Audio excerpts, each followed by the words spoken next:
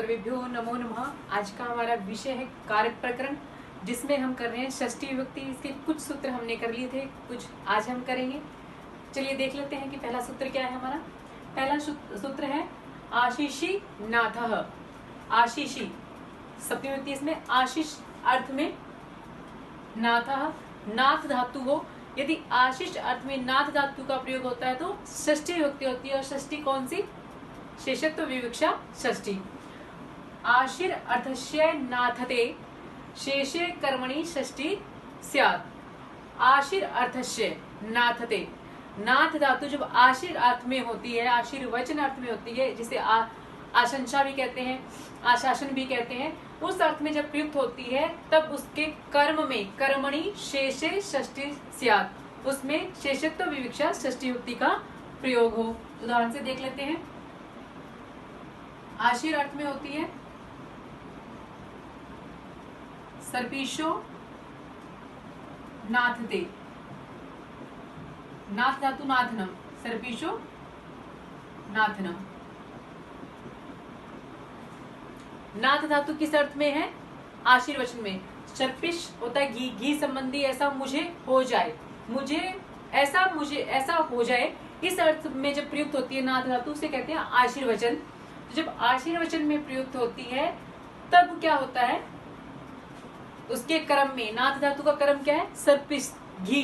तो उस सर्पिश में षष्ठी विभक्ति हुई सर्पिशो नाथनम। यदि नाथ धातु का आशीर वचन नहीं है तो षष्ठी विभक्ति का प्रयोग नहीं किया जाता। जैसे माणवक नाथनम, माणवक संबंधी याचना। अब नाथ धातु का अर्थ यहाँ पे याचना अर्थ में हुआ, मांगना अर्थ में हुआ है, आशीर वचन में नहीं हुआ है, इसलिए यहाँ माणवक में षष्ठी नहीं हुई। जब नाथ धातु का अर्थ आशीर वचन में होता है तभी षष्ठी प्रयुक्त होती है, और इसे कहते हैं शेषतो विवक्षा षष्ठी। अगला सूत्र है हमारा जासी नी प्रहण नाट क्रात पिशाम हिंसायाम। ये कहता है कि जास धातु, नी और प्र उपसर्ग प्रयोग, हन धातु, नाट, क्रात और पिश। नाट ये नट धातु चुरादीगण के नट से नाट, और कृत धातु है चुरादीगण की कृत से क्रात। पिश ये 5 धातु है। जब हिंसायाम, हिंसा अर्थ में आती है, तब क्या होता है? षष्ठी विभक्ति का प्रयोग होता है। हिंसा अर्थानाम एषाम, इन सब का हिंसा अर्थ में शेषे कर्मणि षष्ठी स्यात्। शेषे कर्मणि, कर्मणि कर्म में जब इन धातुओं का प्रयोग हिंसा अर्थ में होता है तब कर्मणि उनके कर्म में शेषे षष्ठी स्यात्, शेषत्व विवक्षा षष्ठी होती है। कब होती है? जब इन धातुओं का प्रयोग हिंसा अर्थ में हो। ये धातु किसी और अर्थ में प्रयोग की जाएगी तब षष्ठी नहीं होती, जब हिंसा अर्थ में होती है तभी होती है। उदाहरण से देखते हैं। जस धातु होती है जसु ताड़ने या हिंसा अर्थ में। चौरस्य उज्जासनम।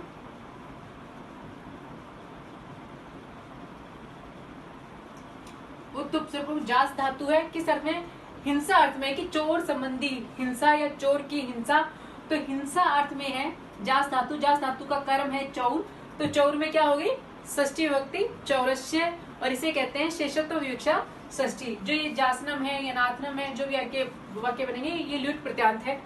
इसके बाद में दूसरा है नी प्रहन। हन का न का अण हो गया है र होने के कारण। अब यहाँ पे क्या कहा जा रहा है कि नी और प्र उपसर्ग पूर्वक हन धातु हो। इसका अर्थ क्या है? एक तो हो कि नी और प्र दोनों उपसर्ग हो तब हन धातु हो। एक है इनका विपर्य, उल्टा कर देने पर प्र और नी को न को न हो जाता है, और एक होता है व्यस्तव, अलग अलग होने पर प्रहन और नीहन। ये 4 रूप बनते हैं इसके। चौरस्य, नी प्रहणनम,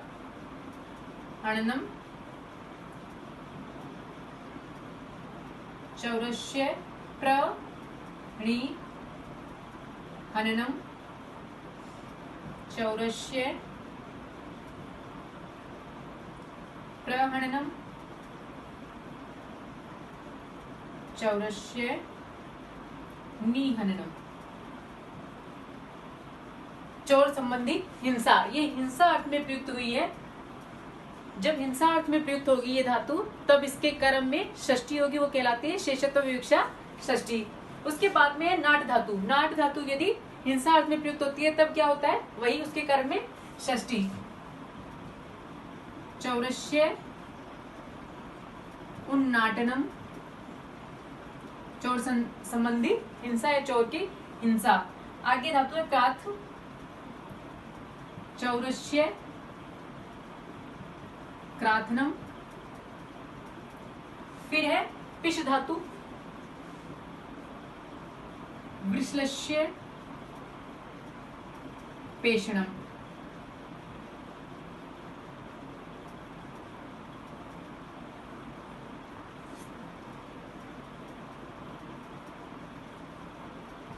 वृषल शूद्र के कहते हैं, शूद्र की हिंसा। ये धातु हिंसा अर्थ में प्रयुक्त होती है, तो इसका जो पिश धातु का कर्म क्या है, वृषल है, शूद्र है, तो उसकी षष्ठी। यदि ये धातुएं हिंसा अर्थ में प्रयुक्त ना हो तो षष्ठी नहीं होती। जैसे धाना पेषणम। अब यहाँ धान में षष्ठी नहीं हुई है, क्योंकि धान का पिसना या धान के प्रति हिंसा हिंसा नहीं कहलाती, क्योंकि धान को तो कूटा पीटा ही जाता है, क्योंकि ये क्या है, सजीव वस्तु नहीं है। इसलिए यहाँ पर क्या है, जो ये बात हम कह रहे हैं धाना पेषणम, यहाँ पर हिंसा अर्थ में प्रयुक्त नहीं है, इसलिए वहां षष्ठी नहीं हुई। जहां पर ये धातुएं हिंसा अर्थ में प्रयुक्त होती है तब उनके कर्म में षष्ठी होती है, और वो षष्ठी क्या कहलाती है, शेषत्व विविक्षा षष्ठी। शेषत्व विविक्षा षष्ठी। अगला सूत्र है हमारा व्यवहरीपणहु समर्थयो। वी और अव उपसर्ग पूर्वक री धातु और दूसरी है पण धातु। जब ये दो धातु हो समर्थयो, समान अर्थ में प्रयुक्त होती है, तब उसके कर्म में षष्ठी युक्ति होती है। शेषे कर्मणि षष्ठी स्यात्। तब क्या होता है, उसके कर्म में शेषे षष्ठी स्यात्। शेषे षष्ठी स्यात् का मतलब है शेषत्व विविक्षा षष्ठी युक्ति का प्रयोग होता है। अब समर्थयो का मतलब समान अर्थ, और लेकिन वो अर्थ कैसा होना चाहिए, धातुओं का अर्थ तो समान हो, लेकिन कौन सा अर्थ हो, द्वितीय क्रय विक्रय व्यवहारे च अनेहो तुल्य अर्थता। या तो द्युत क्रीड़ा, जुआ खेलना, वो अर्थ हो, या फिर क्रय विक्रय व्यवहारे, क्रय लेना, विक्रय बेचना, लेना खरीदना बेचना, इस प्रकार का व्यापार हो। या तो द्युत क्रीड़ा जुआ खेलना हो, या फिर लेन देन का व्यापार हो। जब इन अर्थों में ये धातु प्रयुक्त होती है तब उनके कर्म में शेषत्व विवक्षा षष्ठी युक्ति होती है। जैसे सतस्य व्यवहरणम पणनम व। अब ये क्या है, वी और अव उपसर्ग पूर्वक ये धातु है। ये इसका अर्थ यहाँ पे क्या है, द्युत क्रीड़ा।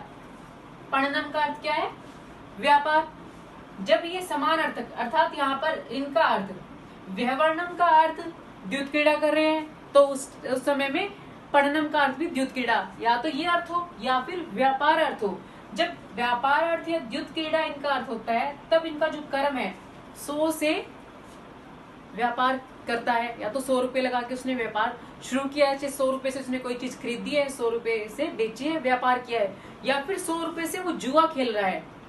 जब ये दोनों अर्थ आते हैं उस समय कर्म क्या है, 100 से हो रहा है सब कुछ, तो कर्म में षष्ठी होती है, जिसे कहते हैं शेषतो विविक्षा षष्ठी। यदि इनका अर्थ, इन धातुओं का अर्थ ये नहीं होगा तब वहां कर्म में षष्ठी नहीं होती।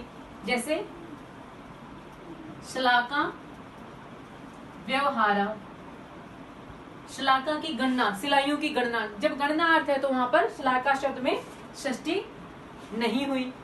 या फिर